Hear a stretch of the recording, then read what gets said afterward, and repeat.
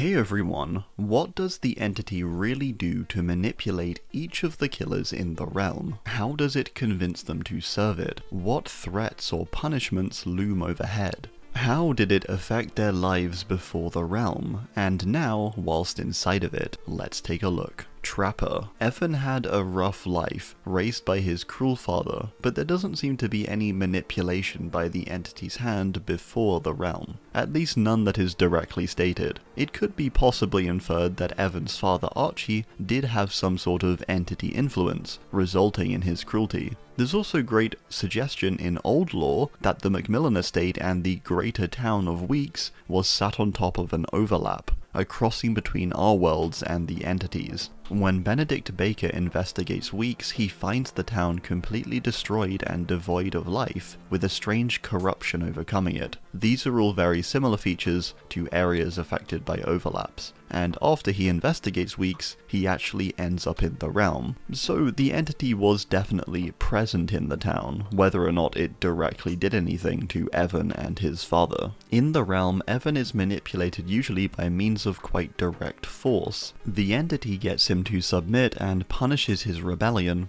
by seemingly piercing his body with hooks, and it's quite possible at one time that Evan was even a survivor of the realm before eventually becoming a killer. Survivors of course being the ones who are typically impaled onto hooks, and so these being a remnant of Evan's prior role in the realm. It's quite possible the entity does give Evan favour also though, interestingly, as he provides Evan with some iridescent items such as the iridescent stone. Iridescent quality add-ons are usually gifts from the entity itself, forged from the fog, so there is suggestion too that the entity and Evan do get along a lot of the time as well. Evan is for sure one of the more rebellious killers though, as we can see in a DbD mobile cutscene where he directly fights the entity's claws. It suggests that the entity may attack him physically therefore, and he attacks it physically back, which is a somewhat fruitless endeavour, but he does it regardless. But this isn't necessarily something the entity seems to always want to punish, with it ultimately being a good source of conflict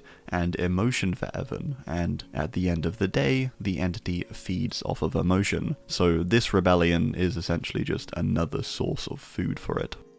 Wraith. Philip is a different case, where he most definitely had entity influence and manipulation clear and present throughout his life, ever since he was a child. We even seemingly get the exact moment where the entity connects with Philip, and this is just before he kills the soldiers who killed his mentor and mother figure, Fernanya. The lore states something ancient tugs at him. He feels darkness like a tendril from another world take hold of his young, innocent heart, not young or innocent anymore. This marks a turning point where darkness seems to follow Philip, or more than likely the entity is literally looming over him. After trying to move on from the horrors of his childhood, he comes under the employment of Azarov at Autohaven Rackers. This is a job he may have landed due to some sort of entity influence, with it ultimately leading to Philip killing Azarov and entering the fog. In the realm, there's no explicit mention of entity manipulation. There are also a few possibilities, however, for potential manipulation from the entity. A leading theory is the white eyes theory, that suggests all the killers who have white glowing eyes are having their vision altered in the trials to see survivors differently, and likely as people the killer would have more of a motivation to hunt. This would make sense with Wraith not being in favour of violence or anything that happened leading up to the realm. He wanted to actively avoid it when starting over in America. Wraith's add-ons also give us some insight into the fact that he likely fears the entity and its presence over his life quite a bit. His iridescent is named All-Seeing Spirit, and is a symbol representing the entity watching over us. A disturbing symbol that the entity is always there and present and to not disobey it. Wraith appears as rather reserved and timid despite his ghostly appearance, and so what little remains of his soul is surely scared of the entity. Billy's life prior to the realm was completely unaffected by the entity seemingly, with most of his trauma instead coming from his parents, Inside of the realm, the entity doesn't seem to do too much to manipulate him, and based on his iridescent add-on, Iridescent Engravings, it could suggest he actually has quite a close bond with the entity, featuring its claws on his chainsaw. So this seems to be a case where the entity was simply opportunistic of Billy's situation, and in the realm needed little to actually manipulate him. After all, it seems all Billy really wants is freedom, to be allowed to do as he pleases.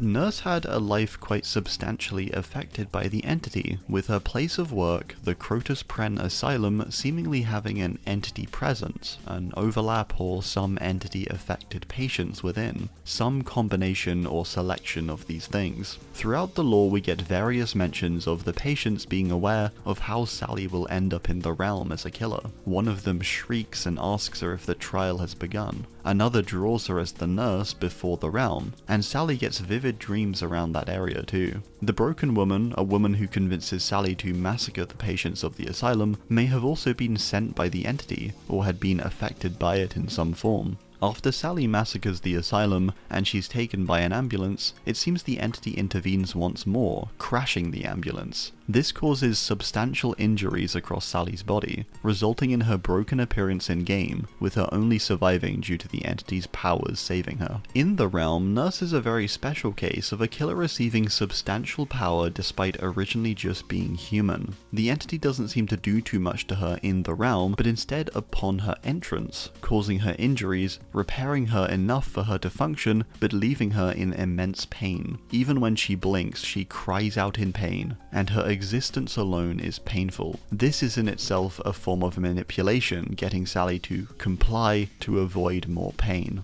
The other thing the entity does is seemingly allows a relationship to bloom between herself and the Wraith. I know, it's a bit of a strange situation, a sort of romantic relationship seemingly forming between them. However, this connection between them is likely quite a powerful source of emotion, the one good thing, one good feeling these two characters might feel in their otherwise pretty terrible lives in the realm, miserable with where they've ended up. Therefore, this likely feeds the entity quite substantially, but does allow the two of them a bit of peace, I suppose, in some sense. Myers is a unique case where we know nothing of his relationship to the entity before the realm. In the realm, Benedict Baker believes that Myers is sort of a free agent who came here outside of the entity's request. We can presume the entity simply sees no need to manipulate Myers, with him freely abiding by the rules and likely causing immense survivor fear. He's simply compliant, possibly at the cost of allowing Myers slightly more freedom to openly mori survivors outright with certain add-ons. But otherwise, I just don't think there's a reason to manipulate him. He mostly follows the rules, and he's not really much of a threat to the entity itself. Hag is a tricky one, as it appears somewhat debatable whether the hex magic was entity intervention. It could very well be though, as hex magic and entity magic seems to have a clear overlap. Lisa therefore learns of and is exposed to the entity's magic from a young age. It causes her grades to go up in school, but it also results in some tragedies. When her friend starts to use the hexes, she ends up dead shortly after, being crushed in a freak accident. And the symbol present on her hand is one that appears elsewhere in the lore too, being the same symbol Elodie uses just before she is taken into the realm when she's very close to death. It seems to be an entity symbol of some kind, showing the entity must be present in some form. Potentially it was even Pam, Lisa's friend, who summoned it in this instance and alerted it to Lisa. That would be interesting. Regardless, the point is the entity is present. Later the hexes cause Lisa's own luck to turn, with her falling into a village filled with people who consume people. She is captured there and slowly eaten away, with her final energy being used to claw out a symbol which seems to bond her with the entity. A dark hunger stirred inside her. It yearned for blood. In oath, she chose vengeance. This is presumably her making an oath with the entity and choosing vengeance in this moment to serve it, essentially. Therefore, it's the entity's power that allows her to regain strength, but also twist and contort her body into the Hag, an empty, soulless version of Lisa. In the realm, it doesn't seem like the entity manipulates her much, with their goals mostly aligning, and Lisa staying true to her oath to serve it in return for her freedom and revenge. Doctor is another case where the entity didn't appear to do all too much to him. His early life is mostly his own doing and drive. His job at Larry's is landed due to his evil and twisted methods, and his later massacre of it is simply a result of his crazed perspective and completely warped mind, seemingly. Inside of the realm, the entity has not required the need to manipulate Herman, so much as to appease him with certain gifts and rewards. For starters, the inexhaustible spark that now exists within him, allowing him to repeatedly spew electricity, was surely a gift and a good reason for Herman to stay. He also grants Herman various gifts for performing well in the trials, such as a referenced submarine full of 100 people to experiment on, which is pretty messed up. It begs the question of what else all of the other killers too could be wishing for and the entity may be granting if they serve it well in the trials. It's quite interesting, especially as some could possibly be seeking something more positive, like reuniting with a family member or something for a brief moment. Something the entity can plausibly do too. Huntress is a character whose life doesn't appear to have been interfered with at all by the entity, before and now even during her time in the realm. Even though inside of the realm there is some indication she can disobey the entity to some degree, with Beast of Prey describing her cutting off its connection due to her lust for a kill being so high. This doesn't necessarily seem to be a negative thing for the entity though, as we aren't aware of any punishment she receives. I think it's something it allows, seeing as it's literally in a perk. She further does get gifts, such as the iridescent head, which are surely a sign of the entity's satisfaction. I think she's quite similar to Billy. As long as she can be free and she can commit violence, she's pretty content. Maybe it's possible somewhere in the realm, much like Doctor's wish, Huntress's wish is to care for a girl and for her to actually survive this time. So who knows, possibly the entity has granted her this in some form. Bubba didn't seem to be manipulated prior to his time in the realm, but most definitely is when he arrives in it and when he is taken. The entity understands Bubba's fear and his entire reason for why he is who he is, and it's because of this fear he has of disappointing his family. The entity replicates this fear, amping it up to a much greater degree, making Bubba even more fearful and subservient in the trials. It goes further than a mental approach though, and goes for a more aggressive and direct approach, deciding to literally straight up attack and claw at him. It's one of the few killers we get direct accounts in the main Dead by Daylight game of the entity just straight up attacking a killer. Bubba greatly fears this many-clawed dark beast from the fog, and wants to do anything possible to serve it well, fear being the key to Bubba's manipulation. Freddy was initially manipulated to some degree before the realm, with the entity's presence seeming to unnerve him somewhat, said to be old, powerful, and dark. Freddy spins and falls and arrives in the realm, changed and altered in his power and ability, tempered in some ways and focused in others. Let's be real though, it seems he largely got nerfed quite a bit. The entity seems to manipulate Freddy by flexing its greater power to him. Freddy after all had a lot of freedom and ability before the realm, but inside it has taken quite a hit. It wants to show Freddy, I think, not to mess with it, and to fear it. A treatment not too dissimilar from how Freddy treats his own victims. Freddy may be tormenting the survivors, but you can be sure the entity is tormenting Freddy. Pig is a unique case where the entity appears to take on the look of Jigsaw in order to manipulate Amanda. She's a character who desires greatly the approval of Jigsaw, with her dying moments exposing that even though Jigsaw is the cause of her death, she still believes in him and believes her arrival to the realm is his doing. This is a completely false assumption, but one in her misguided mind that seems reasonable to her. The entity plays on her fears of failure and her loyalty to Jigsaw, with the add-ons she's provided with reminding her of past tragedy and upset in her prior life. In the realm, the entity also appears to Amanda in a Jigsaw-like form in order to further manipulate and convince her she is on the right path. Looking at the game map, and we can also see that Jigsaw even appears in the TVs, small little reminders that may reinforce this initial belief she has that Jigsaw wanted this all to happen. It convinces her of her delusions by embodying them. Clown is quite similar to Doctor in the sense that he doesn't require much manipulation and sort of just likes the realm, I think, meaning there isn't much the entity needs to do. One thing the entity does do is help Clown's horse out, Maurice. After Maurice is burnt entering the realm, which blinds him, the entity provides him a third eye. This, I suppose, could have won over Clown completely, with Maurice and him seeming to have an affinity. Otherwise, there is little manipulation from the entity, I think, aside just letting him roam free in the realm and be his messed up, creepy self.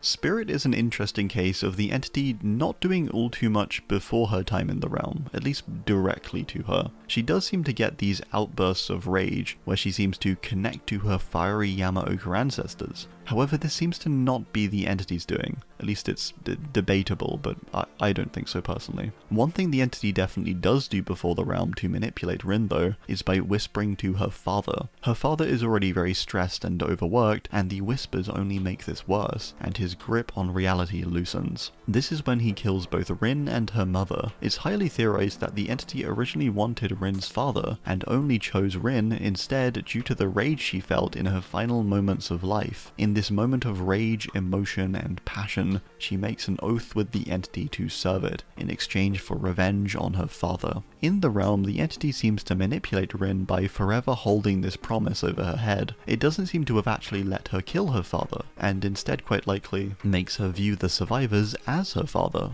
making her subservient and persistently loyal, and sort of always allowing her to achieve this, but never quite letting her go. Even when Rin has moments where she sees through this facade, it isn't enough to break the manipulation. The entity appears to be quite proud and favours its creation, or recreation of Rin as well, with her add-on suggesting it sees her reconstructed look as perfection, which is very creepy.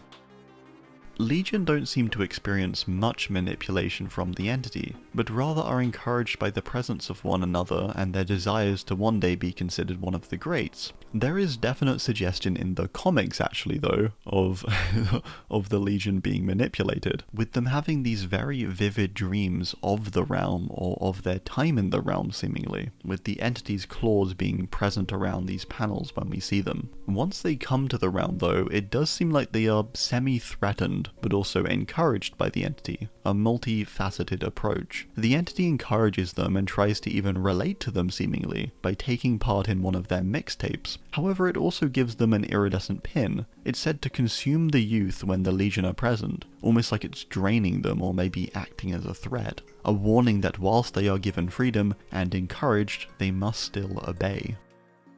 Plague is a case of being quite manipulated by the entity, without the entity actually doing all too much. The key thing it did to her was to whisper to her just once. That's all it took. Adiris was a character already so convinced and devoted to her religion after it somewhat saved her and gave her purpose. Therefore, when her mentor Haban loses faith and tries to convince her to flee Babylon, all it takes is a single whisper to convince her otherwise. The entity takes the place of her god, and so she obeys and serves its commands. She believes she kills Haban, and she leads Babylon eventually as High Priestess. Inside of the realm, she still seems very much under the spell of the entity. She seems convinced that what she's doing is right, and possibly even saving her people. The entity plays into this seemingly as its manipulation technique, forging unique gifts as rewards for her loyalty and affirming her devotion by helping her in the trials. Interestingly too, Adiris' eyes do not change colour, suggesting she likely isn't even having her vision altered. She simply serves the entity upon belief, a unique manipulation strategy for the entity, and again a very opportunistic one due to her circumstances. This is a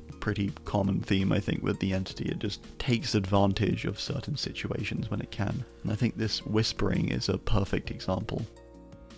Ghostface is often considered the entity's favourite due to his floaty bits on his outfit, a gift apparently from the entity, according to the devs. The entity did not seem to be present in Ghostface's life before the realm, and didn't manipulate him coming to it. There is suggestion that Ghosty may have made this decision himself as well, and even investigated and aspired to be like some of the killers who were in the realm before him. Trapper, for example, is seemingly referenced at one point in the lore, and there's a cosmetic mention of Ghostface entering the realm on will, to some extent. Inside of the realm, the entity manipulates Ghostface to serve it simply through encouragement. Not really manipulation, but I suppose it is in the sense that it appeases him, and if he weren't appeased and begun to disobey it, it would use much harsher means. It gives him trial favors and a cool floaty outfit, and says, "You're employee of the month," and he laps it up. Demogorgon has very little lore or basis to go on. There is a popular theory surrounding Demogorgon, however, that both the entity and the Mind Flayer, two entities, came to some sort of agreement, loaning out one of its Demogorgons to the entity, possibly in exchange for it not completely destroying it, and the Upside Down. This agreement seems amicable, with Cruel Limit suggesting a clear bond made to the entity.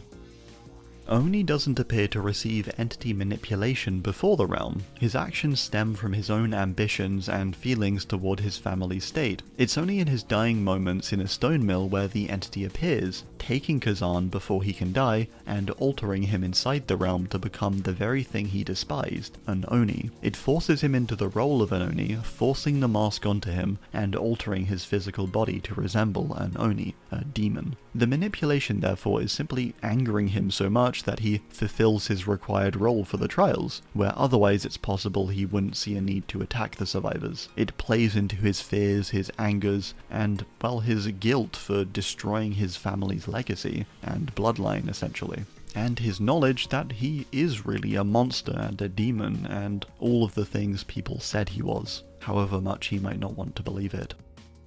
Deathslinger is a character that doesn't seem to be manipulated until the very end of his lore, when he's about to be taken into the realm. A fog appears in his old cell, and he looks through it to see the hooks, the realm, and many people he hated from his life. It's therefore likely the entity is manipulating Caleb's vision to see things this way, to tempt him into the realm without issue. In the realm, the entity likely keeps this facade up, making him believe he is actually just hunting Bayshore and other people he hates. This manipulation seems to ensure his servitude, with the entity providing him favor and even tossing him an iridescent payment coin, a very similar process to how it used to be when he was a bounty hunter. The entity using this to keep him here and serving it, almost paying him like it's just a service.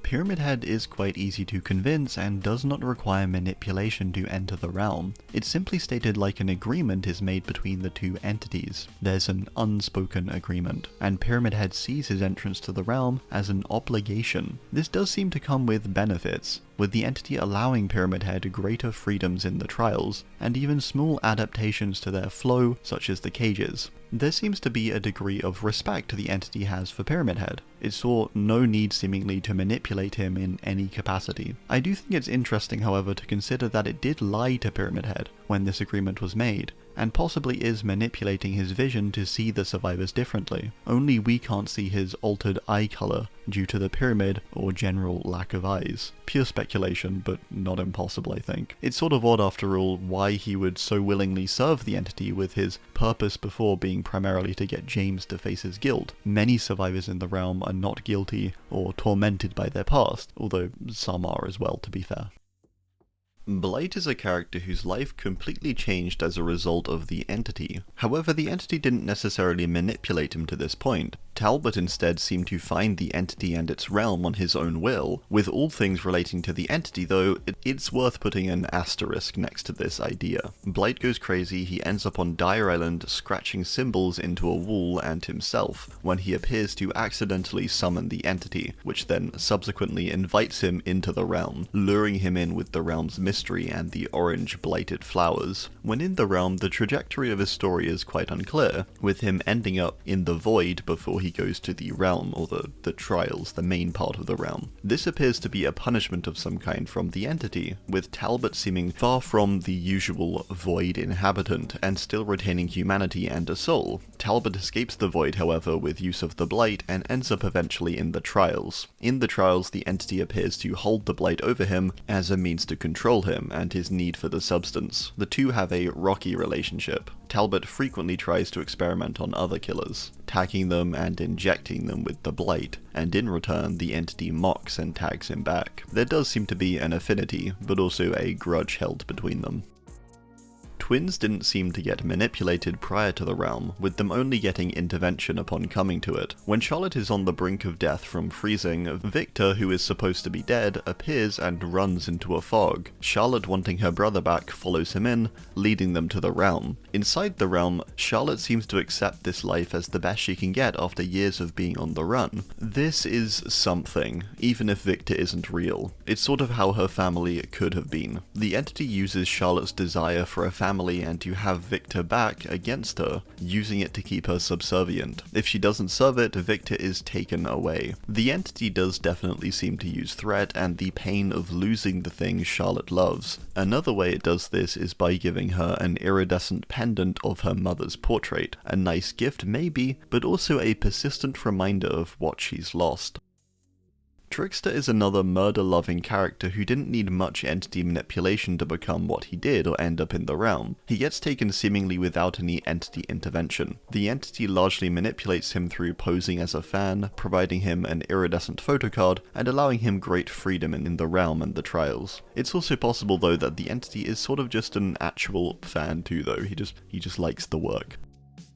Nemesis does not seem to be manipulated before the realm, however in it I think the entity has made clear alterations to Nemesis's primary commands and functions, setting his sights away from stars, his original goal, and set on following the entity's rules for the trials. Nemesis hasn't forgotten his hunting of stars, but no longer is it an above all else priority. This is the entity's doing. Nemesis possibly follows the entity's orders so willingly too as it believes it is an Umbrella employee, with it gifting Nemesis an iridescent umbrella badge, perhaps a symbol of their affiliation. A small bit of manipulation lying to Nemesis therefore. Pinhead doesn't seem to be all too manipulated either. How he got here though does seem to be the entity's doing, with it more than likely stealing the lament configuration, which Dwight then later finds and opens. Whilst we could blame Dwight for this, it's quite clearly the entity's claws behind it in reality. In the realm, the Cenobites seem appeased however, serving the entity without issue or the need for further manipulation. It gives them favour in the trials, and further even seems to let them send survivors back to the labyrinth. It suggests a possible working relationship between the entity and Leviathan, the Cenobites' overlord. There are some small threats present in some of the gifts the entity bestows however. The Engineer's Fang is the fang of a labyrinth creature, likely slain. The iridescent lament configuration is a much more powerful and stunning box than the real one, showing off the entity's extensive power and abilities, likely a scare tactic. A reward but also a point of manipulation to show they shouldn't rebel, as their most powerful item is something easily replicated and further improved. Artist is maybe the greatest case of entity manipulation. It changed almost everything about the trajectory of Carmina's life, and all because it seemed to want her for the trials and the realm. A killer molded by the entity itself and its intervention. The first thing that it seems to do is cause the death of her brother Matthias, sending her into a spiral. Carmina had a tragic life and was close to taking it herself when the entity intervenes with its crows, giving her hope. She becomes a famous artist, but is eventually captured by the Black Veil due to her provocative art toward the government. They capture her and cut her hands and tongue. The entity's crows then seem to respond to her need, coming to her and killing the Black Veil members, but also her friends. Carmina crumbles and is taken by the fog, left to be freely molded into the crow-based killer we see before us today, completely altered from who she was, which was definitely never a killer. The entity defeats her energy to resist almost completely, leading her to give in and simply serve it. The entity does at least seem to favour her, giving her many favours in trial and multiple iridescent gifts. Carmina may have potentially even been won over by the entity's manipulation, a character so broken she accepts her role as at least it brings some peace. Sadako is interesting as the entity does something quite direct to gain her favour. It saves her from the well, causing a tidal wave that releases her. Sadako and the entity then seem to form an agreement of some kind, with the sea and fog intertwining, a symbolic bond. In the realm, Sadako appears quite loyal and subservient despite her anger, and it's likely because the entity freed her. It's happy to partake and adapt to its trials. She receives many in-trial favours, and an iridescent videotape of her curse. A powerful thing. Despite all this though, and likely due to Sadako's power, the entity more than likely is manipulating Sadako. After all, she's capable of projection, and it's quite likely therefore that the entity never actually saved her, but instead made her think it did, with her really still being down the well. That's just a theory though. Dredge is a character that also seemed to have barely any entity intervention, a creature summoned to the Garden of Joy and its darkness by Otto Stamper. When it's taken to the realm, the entity doesn't seem to manipulate it. To be fair, it seems to be not too dissimilar a creature to the entity itself though, and does not have the same traits of needing validation or desiring much like the other more human killers. Wesker is taken after trying to stabilize himself from Ouroboros. In the realm he doesn't seem to require much manipulation, aside being provided certain favors and different things to appease or keep him interested in the realm. He's given the means to experiment seemingly, even with things like the Blight serum. This probably however extends to much more things. The other method the entity uses is to provide him with a perfected Ouroboros serum, which was always Wesker's goal. His manipulation therefore consists of providing him the things he wants, appeasing him, and further allowing him freedoms to experiment, enable his ego enough to keep him happy. Knight is a character who seems to start getting manipulated at the point of being taken. It's quite likely in his final moments when facing down the huge army of good with his boys that he actually failed and died, and the entity altered what they saw, making them think they won. As in the realm they're all undead, despite there being no real reason for them to be this way unless some manipulation took place. It was likely this way too to appease Tahos himself, with him being far happier with his guards accompanying him. It's likely though that they also weren't completely taken, as they don't manifest as complete people, but instead only summonable ghosts, likely trapped within the Knight's flag. Whilst Knight does still see the realm as a paradise, I do think these things solidify his place in the realm and his loyalty to the entity, which would otherwise be shaken if the entity had chosen to manipulate him by means of placing his guards in there with him. It could have gone differently. The entity definitely knows their camaraderie is important too, with its gift of the iridescent banner. Skull Merchant didn't seem to be manipulated prior to the realm, instead simply liking it when she arrives due to it aligning with her character and desire to embody the Skull Merchant character. The entity seems to understand this, rewarding her with the iridescent unpublished manuscript, a clear gift for Adriana and her work in the realm. I suppose we can see that the entity is aware of her desire to embody the character and her missing her father, and so takes advantage of this.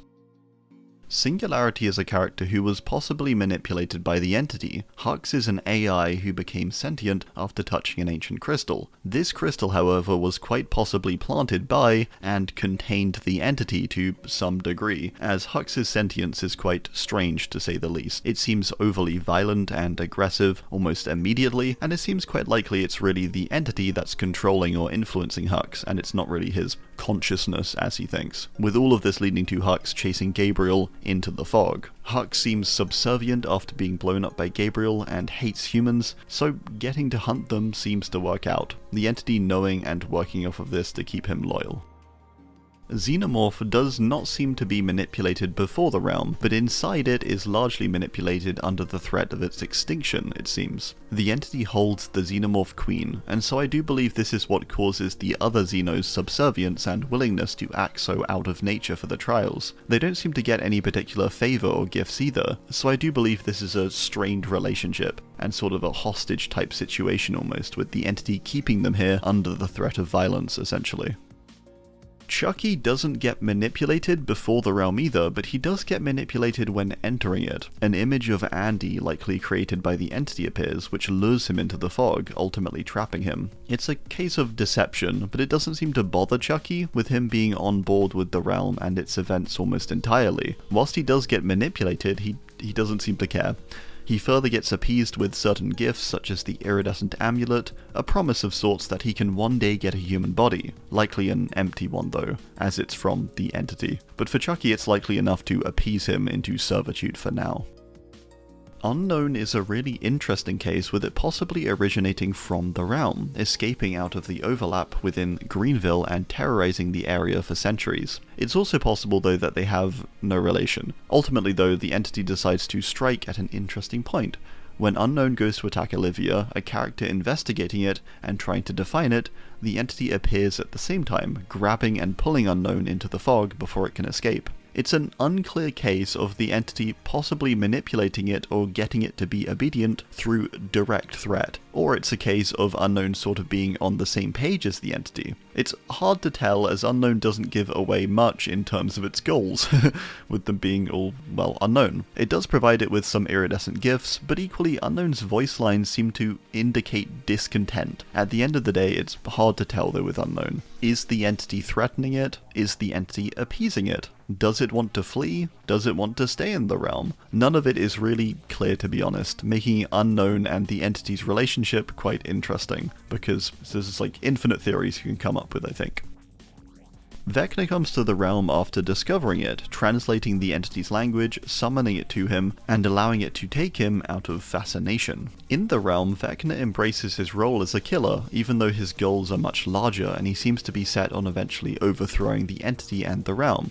For now, he says he will play his part, a nerfed down version of himself and a killer of the trials. The entity has bestowed Vecna with a mark of negation, a special mark only on him which nerfs him down to make the trials fair. It's interesting as this may appear the entity sees Vecna as a genuine threat, but I think it's quite unlikely. I think it's more likely it did this to make Vecna believe such, a special mark to make him feel special and greater in power, and make him believe the entity does fear him somewhat. I think it's unlikely though. The entity is an all-powerful being with nothing that rivals it. That's sort of the whole point or idea of the entity. Therefore, the entity I do believe is manipulating Vecna, playing into the idea of his beliefs that he can eventually overthrow it, convincing him of these ideas and using him to his best ability whilst he's like this, playing into the confidence. The entity clearly has power over him after all, with it easily creating an iridescent copy of the Book of Vile Darkness too.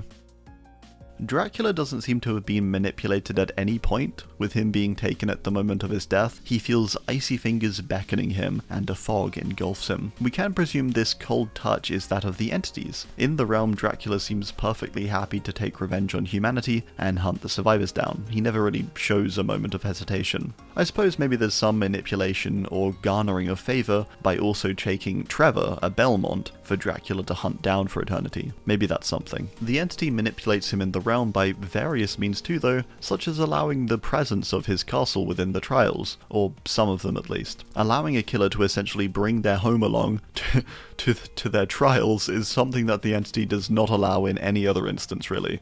It shows clear favour. The entity also allows a number of abilities otherwise not present for the killer side, and grants Dracula various favours through his perks. The iridescent add-ons also seem like gifts as well. Houndmaster is a much more complex case where it's not overly clear how much the entity really manipulated her. The big instance where it did happen is after she narrowly escapes death, ending up on a strange abandoned island with purple sand, where she's left for dead. She finds Snug there, and there's some possible inference that Snug is actually an entity creation, but this is more of a theory. It's hard to confirm the existence of anything really on this island, due to it likely being atop an overlap and so dense with the entity's presence. On this island, Portia and Snug fight various creatures that roam it, all things likely seeping out of the overlap. It might not be intentional from the entity granted, but it still sort of is a form of manipulation. Her ship eventually returns to the island, but Snug disappears. She sails off and eventually captures the man who captured her, Molak. She kills his son and plans to kill him, but fog rises from the ground, and she's forcibly pulled into it. A rare case where a killer is quite forcefully tugged into the realm by the entity. She is furious, but Snug is returned to her, which is likely a manipulation tactic now to appease her. A sort of, hey, yeah, I did tug you into the realm, but here's your dog back. She further might be having her vision altered, with her seeing the survivors as Molak possibly, or her crew who turned on her. In the realm, she does appear skeptical, and does seem to think that she's in just as much trouble as the survivors, which is interesting. The Snug in the realm may actually be real as well, with him disappearing on the island. It's actually plausible he was taken years earlier by the entity. A rare case where a reunion of sorts happens genuinely maybe? It's all rather unclear though, which I think is meant to be the centre of Portia's manipulation, never knowing which horrors that shaped her are real and which are not, whether it matters at all, whether she should be loyal to whatever the entity is. Kaneki was manipulated by the entity choosing its moment very wisely. Kaneki is a character that struggles with his life as a half-ghoul. He hates himself much of the time, finding it infuriating that he can't eat regular food, and he simply struggles with the idea of having to feed on people to survive. When the entity takes him, he's just endured some terrible stuff at the hands of Jason, his captor. He did things like placing a centipede into his head to cause a persistent use of his ghoul regeneration abilities, all whilst making him count backwards from 500 by intervals of 7, to make sure his mind was sharp whilst it happened. When Kaneki manages to break free, defeating and devouring Jason, he's in a broken and vulnerable state, and this is where the entity comes in. It pulls around him quickly before he can even realize what's going on, pulling him into the realm for his torture to begin anew. It's pretty awful. We can hear Kaneki is pained in the realm and is struggling, but he's equally caught in the moment of rage, and so likely is persistently kept on this high by the entity to make him loyal and willing to hunt the survivors, especially for their blood. There you have it, every way I could think of in which the entity manipulates the killers of the realm. Thanks, and goodbye.